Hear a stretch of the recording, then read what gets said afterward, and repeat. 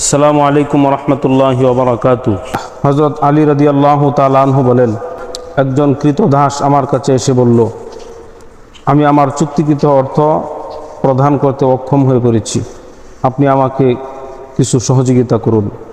হযরত আলী রাদিয়াল্লাহু আনহু বলেন, আমি কি তোমাকে এমন একটি বাক্য বলে দিব না যা আমাকে নবী করিম সাল্লাল্লাহু আলাইহি ওয়াসাল্লাম শিখিয়েছিলেন, যদি তোমার উপর সির বা সাবির পর্বত পরিমাণ ঋণও থাকে, আল্লাহ তাআলা তা পরিশোধ করার ব্যবস্থা করে দিবেন। ওই ঋণগ্রস্ত লোকটি বলল, আমাকে বাক্যটি শিখিয়ে দেন। হযরত আলী রাদিয়াল্লাহু আনহু ঋণ মুক্তির দোয়াটি বললেন, আল্লাহুম্মা কফিনি বিহালালিকা আন হারামিক ওয়াগনিনি বিফাদলিকা আম্মান সিওয়াক।